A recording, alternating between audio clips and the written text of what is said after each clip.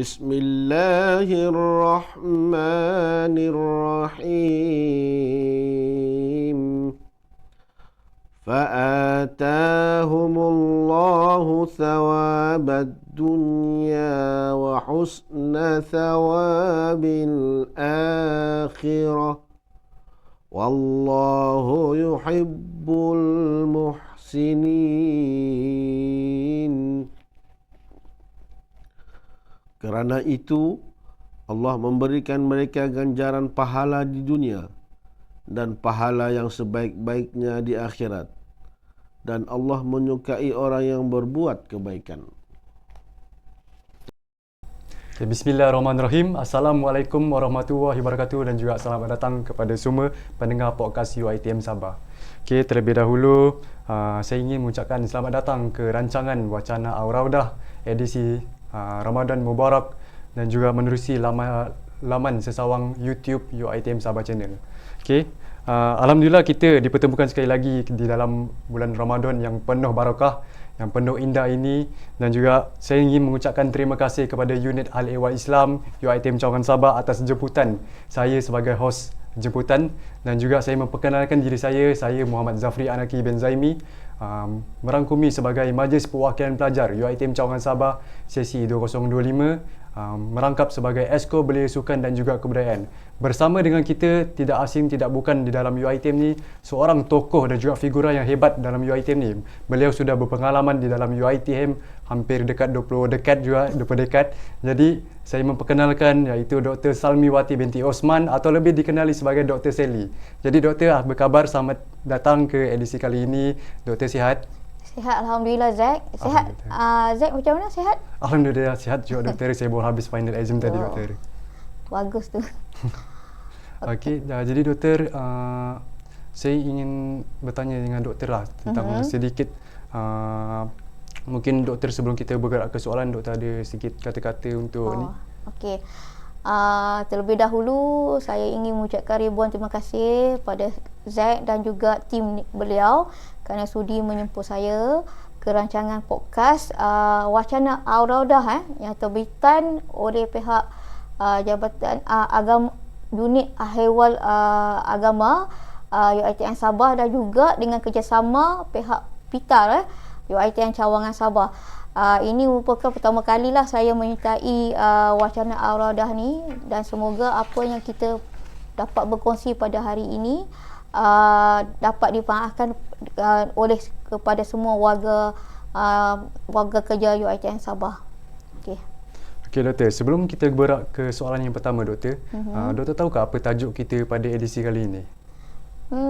Setahu saya dia berkaitan dengan fokus. Betul ke Zack? Betul Doktor. Tajuk kita pada kali ini adalah puasa bah kekal fokus. Puasa bah kekal fokus. Kekal fokus. Ya. Maksudnya kita kena kekal fokus. Betul, sepanjang Ramadan. Betul Doktor. Dia bukan saja tertumpu kepada pelajar tapi tertumpu kepada semua warga universiti. Jadi Doktor, soalan pertama daripada saya adalah secara jujurnya Doktor, ramai pelajar termasuk saya juga Doktor yang rasa mengantuk di kelas, rasa mengantuk, kurang produktif dan juga kurang fokus selama kami di kelas. Kadang kami sampai tak fokus nak buat assignment ni. Jadi Doktor, adakah perkara ini Doktor rasa perkara ini adalah perkara yang normal ataupun bagaimana tindakan Doktor untuk menyelesaikan kekalahan beginilah Doktor? Alright Zack, terima kasih atas soalan itu. Actually saya juga dulu seorang pelajar. Tipulah kalau saya kata saya pun macam saudara Zack tidak mengantuk kan sewaktu di kelas waktu Ramadan pula kan. So macam alamak, dah masuk bulan puasa ni boring lah kan, sebab tak boleh makan, tak boleh minum dan sebagainya. So bagi saya sebagai seorang mahasiswa, kita memang kena sentiasa menjaga puasa kita dengan baik lah. And then dalam masa yang sama dia tidak bolehlah dijadikan sebagai satu alasan untuk kita tidak melaksanakan tanggungjawab kita sebagai pelajar, iaitu belajarlah kan. So untuk kekal fokus tu memang susah lah waktu bulan puasa, sebab bila bulan puasa ni kita kena adjust badan kita lah kan, sesuaikan badan kita ni dengan waktu yang mana kita perlu menahan diri kita daripada makan dan minum. So bila kita tak dapat makan dan minum tu, mulalah perut kita bunyi kan, lapar, masuk angin lah sebagainya. Lepas tu tiba-tiba migraine kan. Macam tu. So itu bukan satu alasan kepada diri kita untuk tidak berpuasa kan. Actually benda-benda tu sebenarnya datang daripada kita punya minda.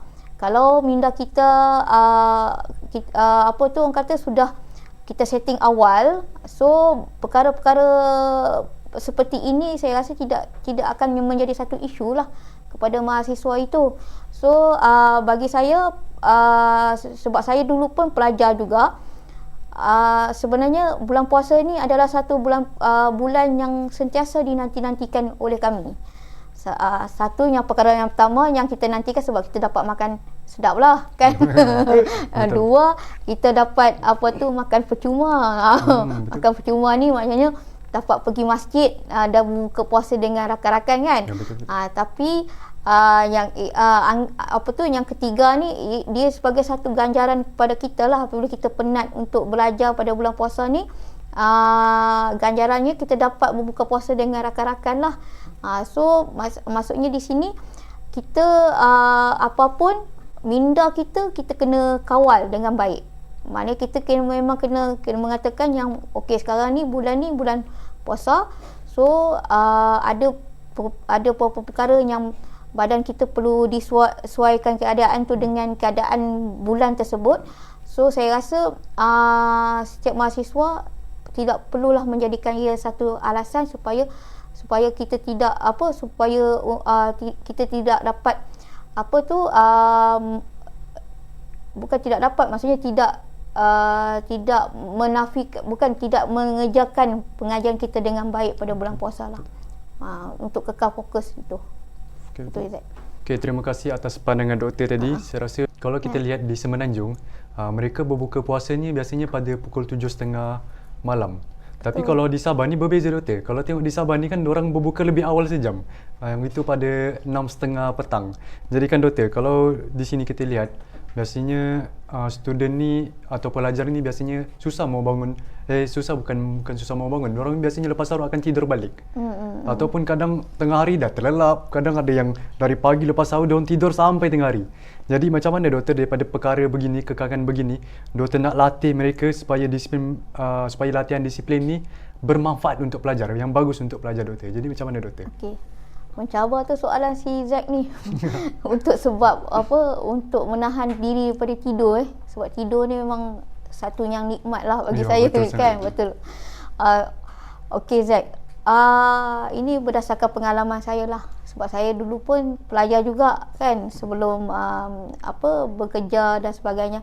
Okey, saya nak bagi tips sikit lah semasa saya melanjutkan pengajian saya sebagai seorang pelajar PhD kan. So PhD ni orang kata memang permanent head damage, orang kata lah kan. Ujung-ujung dah tak damage kan Zack. Tapi alhamdulillah bulan puasa ni antara bulan yang para pelajar, terutama pelajar PhD ni nantikan. Kerana kami akan menggunakan bulan Ramadan ni sepenuh dan sebaik mungkin. Iaitu kami akan bangun seawal pagi jam 3 untuk mengulang kaji pengajian. Ulang kaji pengajian tu di mana kami memerlukan masa yang sangat-sangat sunyi lah untuk orang kata untuk deep thinking berkaitan apa yang kita akan tulis dalam tesis tersebut lah. So saya akan gunakan waktu 3 sampai 5 pagi untuk menulis kajian tesis saya lah.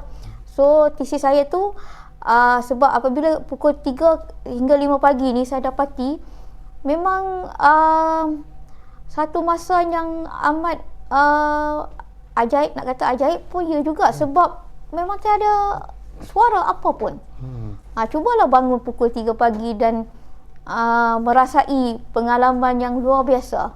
Betul. Sebab memang tiada suara, tiada hingit-bingit, gangguan whatsoever. So waktu itu kita akan fokus sedalam-dalamnya lah dan menggunakan fikiran kita untuk menulis lah kan tesis kita tu.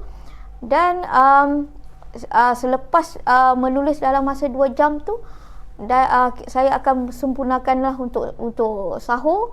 Dan selanjutnya kita akan solat subuh, dan seterusnya memang saya takkan tidur lah. Kami akan, macam saya waktu tu di UKM, memang saya akan ambil waktu tu bersiap lebih awal untuk pergi ke perpustakaan di UKM.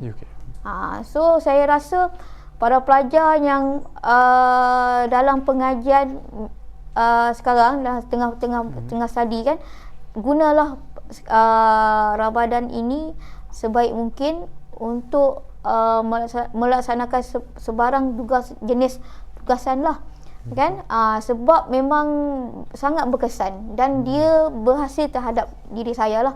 And then kalau adik-adik ada masa yang terluang, boleh juga even though Zack dapatkan buku 5 AM Club tu. 5 AM Club. So buku tu pun sangat bagus lah actually. Dia menerangkan bagaimana kita boleh menggunakan waktu pagi itu dengan seoptimal mungkin untuk segala apa-apa aktiviti kita, termasuklah study. So saya rasa waktu pagi tu memang satu waktu yang patut dikejar oleh semua orang lah, terutama sewaktu Ramadan. So gunakanlah sebaiknya. Itu Zack. Okey, mungkin di pelajar-pelajar luar sana tu pun boleh menggunakan tips yang disampaikan oleh doktor. So saya rasa satu pencerahannya bagus doktor, sebab saya pun sendiri mengamalkan bangun pukul 3 pagi untuk solat tahajud dan juga study.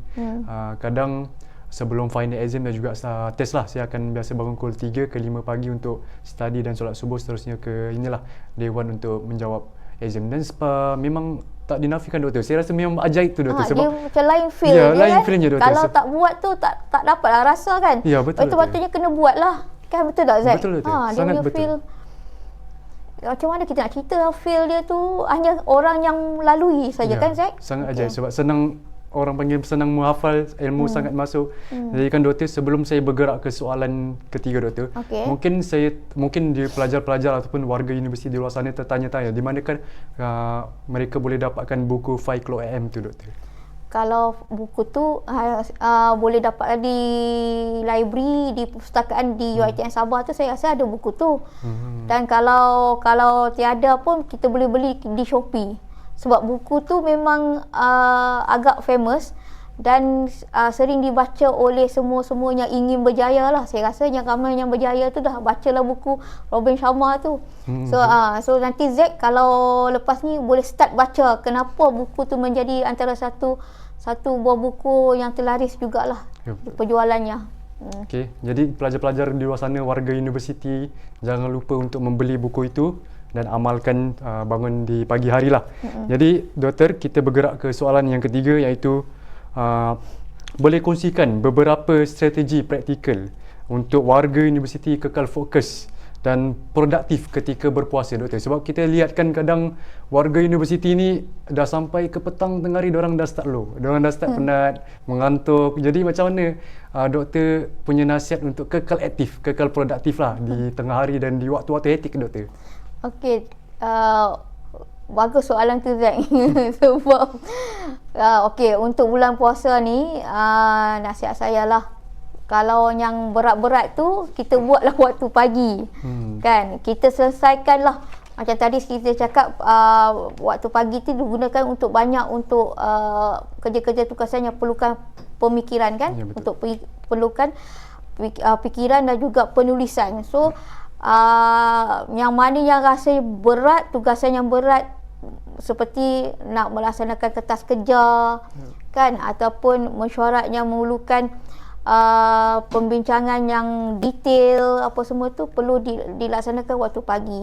So bila dah sampai tengah-tengah hari tu, tenaga kita pun dah makin lama makin menurun kan. Betul. So yang ringan-ringan tu contohnya buat filing ke kan, filing ataupun untuk pelajar ni dah apa orang kata dah study waktu pagi tu, petang tu you pergilah jogging ke kan, ataupun kalau tak larat jogging tu brisk walk kan, brisk walk, ataupun main game. Game pun merangsang kat pemikiran kan. So main game petang-petang tu.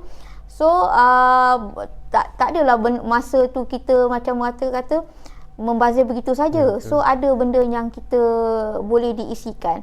So kalau rasanya petang agak boring ataupun tak tahu apa nak buat, boleh buat bacaan ringan, contohnya surat khabar ke, ataupun majalah ataupun novel kan, supaya masa kita tu terisilah. Atau kalau untuk pelajar, kalau yang ada haiwan peliharaan tu, bolehlah start petang-petang tu bawa kucing berjalan dan sebagainya lah. Kan satu aktiviti yang menyeronokkan dan merangsangkan minda dia juga, merembaskan rasa gembira kan, bawa kucing-kucing berjalan waktu petang tu. So dalam masa orang kata meningkatkan kesihatan tu, binatang kita pun, binatang peliharaan pun gembira kan, sebab tuan dia bawa keluar berjalan dan sebagainya. Tapi kalau di kaki tangan universiti ni, waktu petang tu kita dah boleh start housekeeping lah, kita panggil housekeeping. Maksudnya kita dah nak buat closing tu, kita dah buat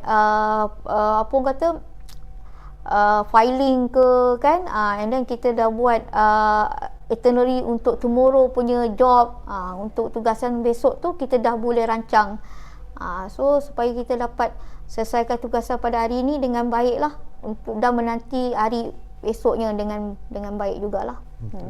Okay, terima kasih Doktor atas penerangan yang saya rasa sangat bermanfaat, ataupun satu strategi yang bagus. Sebab ini kali pertama saya dengar juga bermain dengan kucing dibawa keluarkan Doktor. Sebab saya percaya Doktor ada macam 3 ekor kucing ke 2 ekor kucing yang saya tengok lihat sangat comel. Jadi mungkin Doktor ni mungkin seorang penyayang kucing ke Doktor? Ya, saya rasa ramai deh warga UiTM Sabah ni ada kucing. Kan? So petang-petang tu, sementara orang kata nak tunggu berbuka puasa tu, kalau sempat kan, tak pergi membeli juadah buka puasa tu, ataupun tidak memasak ke apa kan, so salah satu aktivitinya boleh membawa lah mereka ni brisk walk sekejap dalam masa 10 minit kan. Saya satu aktiviti yang enjoy pada bulan puasa ni lah. Jadi warga di luar sana, warga universiti yang ada haiwan, ada mungkin seorang penyayang haiwan, mungkinlah boleh bawa berjalan-jalan, gunakan tips Dr. Sally ni. Jadi Doktor, sebelum kita gerak soalan seterusnya berkaitan dengan emosi. Kadang Doktor, bila kita berkata tentang puasa ni kan, kita memang tak akan lari tentang orang yang marah, yang cepat marah Doktor. Ada setengah orang yang tidak boleh, macam mana dia jenis yang cepat marah. Apa pun mengamuk, macam marah. Kadang biasanya pelajar lah Doktor, mungkin akibat tekanan daripada keluarga ke, ataupun tekanan daripada sekitarnya mungkin membuatkan dia cepat marah. Tapi bila kita berkata bulan puasa ni sepatutnya bulan yang mulia lah, tidak boleh mencarut, tidak boleh berkata sesuatu yang kasar. Jadi Doktor, macam mana Doktor nak mengatasi masalah ini Doktor, yang orang jenis cepat marah ni Doktor? Dia sebenarnya kalau orang cepat marah ni, dia punya karakter, behavior dia tu memang teralun daripada waktu remaja dia, waktu dia meningkat dewasa dan sebagainya lah. So benda tu memang dah terlatih daripada awal. So bulan puasa ni kalau boleh tu, saya sebenarnya nak berkongsi lah pengalaman kan, sebab dah lama juga di UiTM, dekat 21 tahun. Apabila saya melihat warga kerja di UiTM ni memasuki bulan puasa ni, mereka semua jadi sangat baik. Sangat baik, maksudnya tidak mengundang apa-apa pertikaian lah ataupun krisis dalam bulan puasa. So dalam bulan puasa, bulan Ramadan ni, semua bertingkah laku dengan penuh adab dan sopan lah. Tidak melakukan pergaduhan dan sebagainya, because maybe Ramadan ni mengajar kita untuk banyak bersabar. Ya, betul. Kan, banyak sabar, maksudnya kita ada waktu, kita tak boleh waktu yang ditetapkan untuk kita tidak makan dan minum, itu adalah satu bentuk kesabaran jugalah. Betul.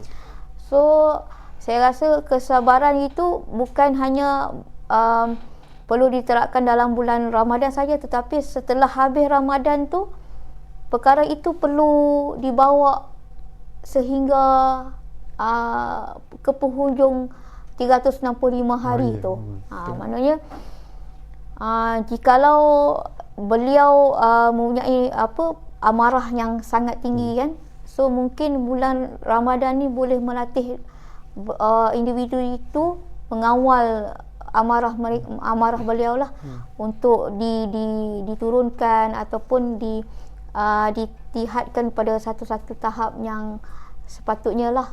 So saya rasa memang Ramadan ni melatih kita dari pembentukan emosi yang sangat yang sangat baik lah, dari segi sudut pengawalan emosi, supaya emosi kita kekal stable dan sebagainya. Sebab saya ada pernah terbaca juga kajian, saya dah lupa kajian tu, kajian yang menghubung kaitkan Ramadan dan pengawalan emosi.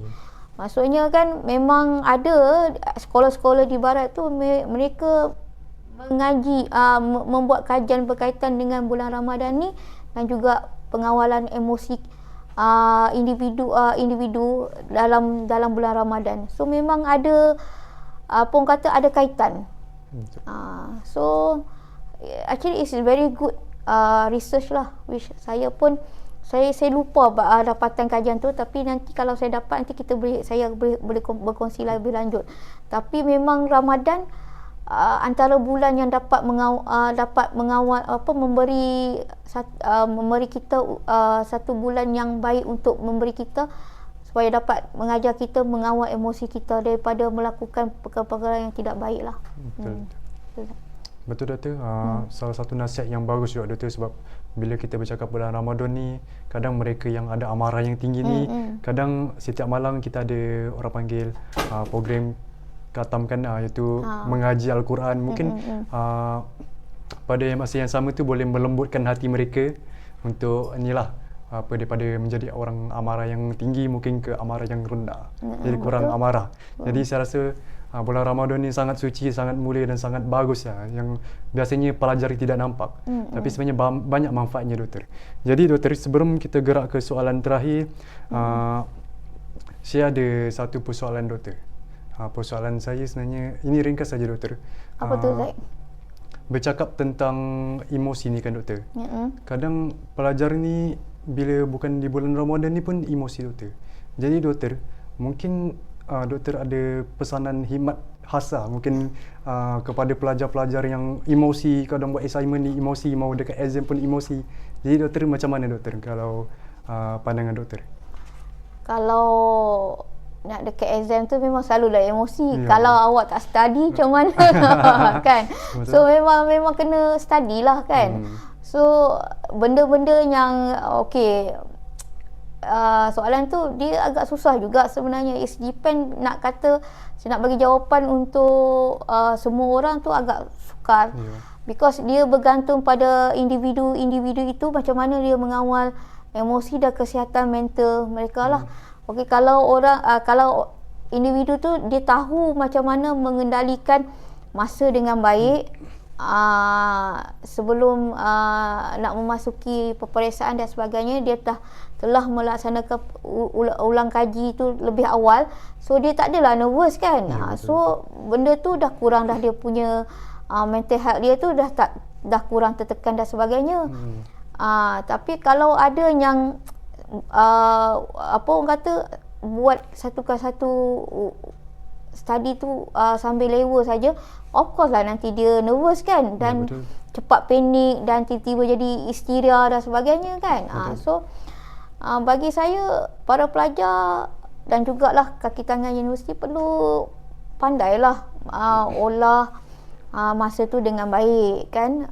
So supaya emosi kita pun dapat dijaga dengan baik. emosi ni dia ada kaitan dengan mental health kita jugalah, kesihatan mental kita. Sebab kalau orang kata apa, kita diberi tugasan yang di luar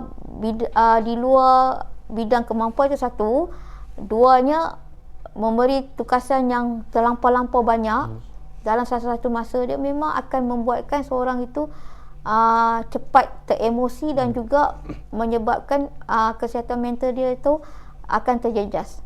Betul. Sebab dia akan jadi burn out. Betul. So mana-mana ketua jabatan ni perlu pandailah apa orang kata, agihkan tugasan tu supaya ia dapat dilaksanakan dengan baik dalam bulan Ramadan ni. Sebab Ramadan ni kalau ikutkan bulan jangka masa tempoh tu sangat pendek lah kan. Kalau terutama di Sabah, waktu tu sangat singkat. Betul. So kita kena pandai agihkan lah kerja tu. And then untuk para pelajar, diri sendiri tu kena pandai agih juga tugasan tu lah. Yang mana yang perlu dibuat awal, siapkanlah awal. Jangan nak tunggu-tunggu dah habis nak raya. Tak apalah, nanti lepas raya lah baru buat. Lepas raya dah nak kena hantar kan. Kan dah stres tu. Betul. Lepas tu nak marah-marah pula kan. Tak boleh lah macam tu. Ya, Tak apalah, raya dulu. Tak boleh lah macam tu. Waktu Ramadan tu ada masa yang banyak tu, buatlah. So buat sikit-sikit supaya nanti tak payah nak tunggu last minute baru nak submit dan sebagainya lah. Yang itu yang akan membuatkan diri kita akan lebih menjadi seorang pemarah kan. Dan tiba-tiba kita mental kan, sebab kita tak pandai nak ubah suai ataupun kita tak pandai nak adjust masa kita tu. Itu sajalah pesanan saya. Okay, terima kasih doktor atas pesanan hikmat dah kepada pelajar-pelajar UiTM. Harapnya selepas ini tiada lagi lah yang letak di status tentang stres, burn out lah, apalah. Sebab kita sudah diberikan masa yang panjang untuk siapkan assignment dan juga study. Jadi gunakan manfaat dengan yang gunakan masa dengan yang sebetulnya lah. Jadi sebagai penutup sesi soalan kita pada kali ini doktor, apakah pesanan khas pihak pentadbiran UiTM Cawangan Sabah kepada pelajar, bukan saja pelajar, kepada kaki tangan staf universiti juga doktor? Apakah pesanan khas? Pesanannya sangat ringkas lah Zack. Gunakanlah masa Ramadan ni sebaik mungkin dan sentiasa fokus. Itu saja daripada saya. Dia sangat ringkas dan sangat inilah, kerana fokus itu akan membuatkan diri anda keterhadapan dalam berbagai aktiviti dan juga bidang yang kamu ingin ceburilah. Betul. Jadi satu orang panggil pesanan yang ringkas tapi sangat padat. Sebab apa? Sewaktunya, sememangnya lah, bulan puasa ni adalah bulan yang patut kita tidak terleka sebab banyak manfaatnya. Jadi saya harap kepada pelajar, bukan saja pelajar, kaki tangan staf Universiti UiTM Cawangan Sabah, kekallah fokus puasa dan menjaga ibadah serta jaga adab. Jangan lupa untuk mengaji Al-Quran juga. Kerana apa? Mengaji Al-Quran ni banyak manfaatnya, isi tersiratnya juga. Jadi terima kasih juga kepada pihak UH dan juga Pitar atas jemputan saya dan juga Dr. Sally untuk sesi edisi Ramadan Mubarak Wacana Ar-Raudah pada kali ini. Terima kasih dan Assalamualaikum warahmatullahi wabarakatuh.